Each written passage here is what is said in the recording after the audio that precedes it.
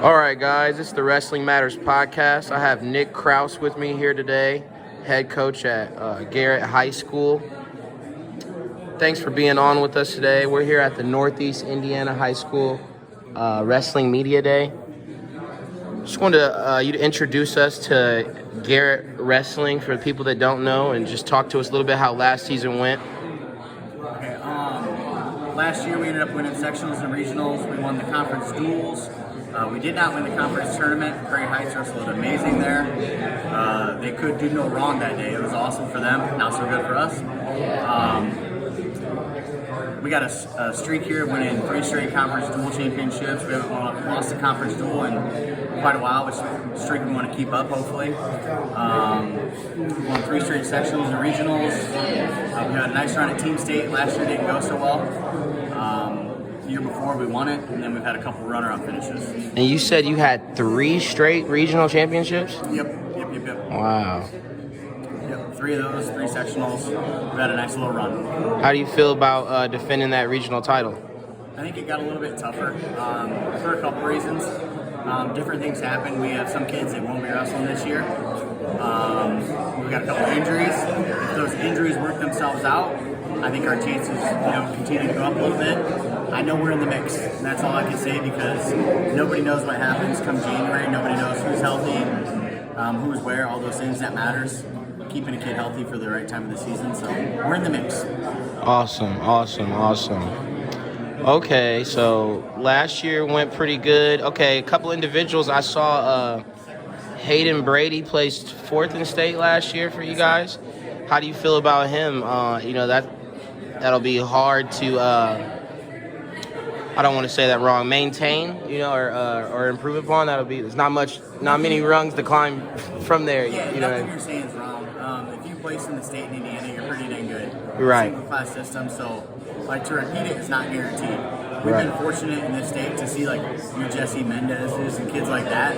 They make stuff look easy, but that's not reality for everybody.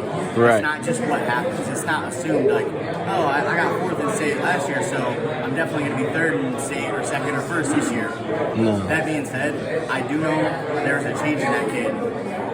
His confidence, everything about him, and in a good way. He seems happier. I think it did a lot for him. Improved his self-esteem. He's wrestled really hard. He picked up some good wins this offseason. He also picked up some losses. That's the nature of the beast when you're wrestling those types of tournaments. But he lost to a local kid who's pretty good. He also beat a kid like Tahir Parkins this summer. He just placed the Super 32. So he's on the level. It's just we got to have him clicking at the right weight class and doing things right come January. Right. He'll have to do it again, and he'll have to peak at the right time. I'm glad you said that. It's a very important part of the sport. A lot of people don't talk about, And he's, like you said, I saw him this offseason on the national stage, even picking up some big wins from out of state.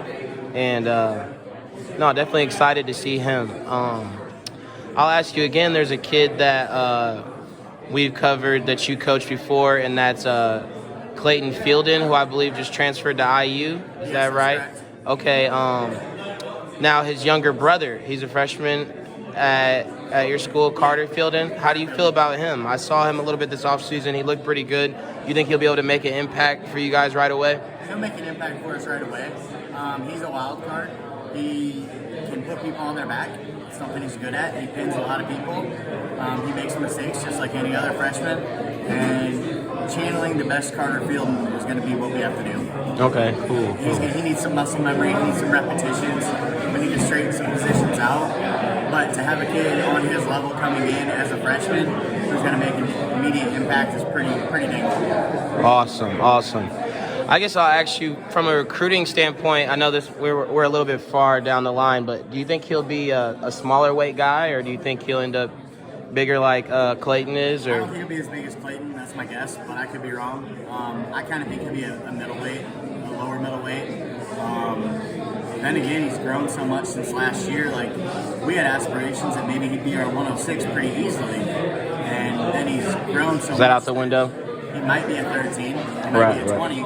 Right. I mean, heck, he could be a 52 by next year. So it's hard to say, but I mean, the family kind of thinks he'll be a 38, 45 type kid. For his career.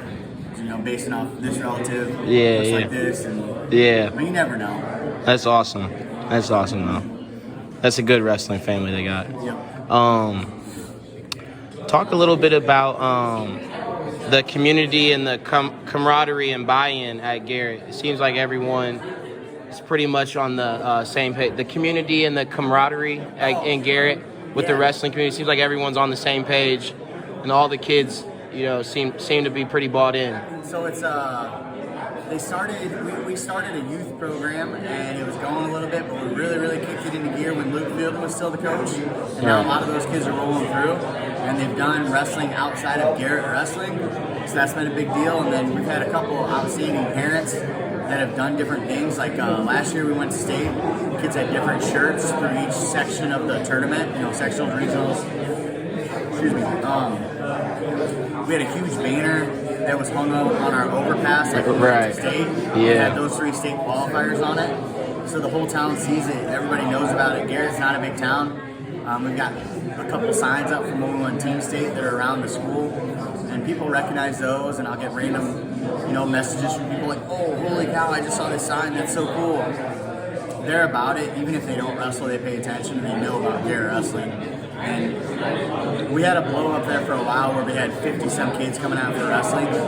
We're not going to be that level again, I don't think. I think we're going to be 35 to 40, which is a fantastic number. Right. But I think now it's like, hey, you got to be serious if you're going to do this. So I think only, for the most part, the serious kids are coming out. And that's not to say you can't be a new wrestler as a freshman. We've got a kid in our lineup that I believe wrestled for Solid Tech this summer, Hayden Williams. He went to semi-state last year as a junior. He didn't start wrestling until he was a freshman. Wow. So we still have those kids. They buy in right away and they realize, hey, I got some catching up to do. So they attend everything. They work so hard and they make the gains. So it's a buy-in in our community for sure. I'm blessed. Definitely. Yeah, shout out to Hayden Williams. He did wrestle for Solid Tech this summer. He did pretty good at outweighed duels, and you could tell he's a pretty tough kid. He's going to work hard. He cares personally about how he's doing. So it's good to see the passion of those athletes.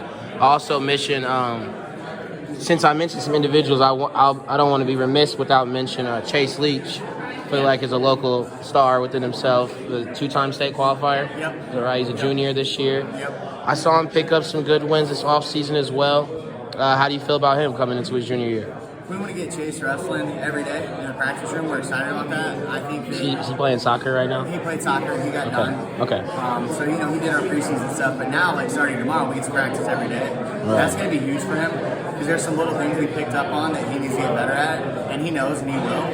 But when he's wrestling every day, I think we're going to have a really good wrestler come January. Right. I think he's going to be in the mix to be a top 5 type of kid. Wow. Yeah. I can't disagree with what I saw this summer. I'm on the same page. I think he could be a top 5 guy when clicking on all cylinders. That's awesome. Well, all right, Coach Kraus, we're headed to our last segment where I have a couple questions for you. What was the best win of your wrestling career that personally felt the best? Could be the most credential win or the one where you got off the mat, you was like, wow, I did that. The best feeling was winning Friday night at state when I was a senior. Right. Just because there hadn't been a lot of history at New Prairie. Most credentialed was a kid named Travis Hammonds. Okay. He was pretty good. He won senior nationals, won the JUCOs that year. Wow. And he'd actually, he beat me the night before pretty bad. I had him in the open, and I ended up beating him in overtime. Coach Esther coached me up, worked on a few things, and I ended up beating that kid. And then when I got to see what he was and who he was, I'm like, oh, I just beat a really good kid. So that did a lot for me confidence-wise. Yeah, that's awesome. What about as far as fighting? Do you have a favorite win as far as in your MMA career at all? There's 2. Daniel Vizcaya was a good win. Did you beat a guy that beat Jack Hermanson? I think I saw. That was Daniel Vizcaya. Okay, yeah. He was coming off the Bellator win where he just beat Jack Hermanson. And I talked to the promoters, and they're like, you're not going to be able to wrestle this fight, like you do all your other fights. And I'm like, why is that? They're like, he was a 2-time D2 All-American, and he was an All-American a 3rd time when the school was a different level. And I kind of took that personal, like, hey. So So I got 6 takedowns in that fight. And I was pretty proud of that. Like him, Muhammad Abdullah, those are good wins. Okay. This guy was tough, man. And that was a fight, like, I had to grind, I had to be on top of my game, so I was proud of that one. Okay. We're definitely excited to talk to you about that because even though it's the Wrestling Matters podcast, if you watch my show, we do talk about the wrestlers in MMA and how wrestling factors into MMA, just because a lot of those, we count the takedowns and the main events and things like that. So that's awesome. That's awesome. He said he was a 2-time D2 All-American? Yeah, I believe he was 2-time D2, and I think he was NAI All-American before that. Wow. Part of it was the school he was at. Maybe he went to 2 different schools, but whatever the fact, at the time, I looked everything up, and I'm like, all right, I do have to be ready, but I am going to take this guy down. Yeah. Like, you're not going to tell me I can't take him down. Like, that's the wrestling mindset, like, I'm going to get a takedown. Yeah, that's awesome. That's awesome. Okay, last question, Coach Kraus. Why does wrestling matter? Wrestling matters for a lot of reasons, but like, give you a long answer short. I played basketball before I ever wrestled. When I started wrestling, I'm like, this is okay. And then I got to compete. And my first match I ever wrestled, I was a 4th grader, the kid was a 6th grader. He was a lot taller than me. And I remember it was tough, and I was on my back, off my back, on my back, off my back. And I ended up winning the match. How miserable I felt. I'm like, this is pretty cool. So I stuck with it for that, but then I also found out it literally kept me out of trouble. It made me make better decisions. I had some tough stuff happen in my life, and I don't know that if I didn't have wrestling, I wouldn't have had a reason to keep staying the path that I did. And I think that it made a difference in my life. And that's what I do every day now. So that's awesome. That's awesome. Thank you, Coach Kraus. Thanks for talking to us. It's the Wrestling Matters podcast.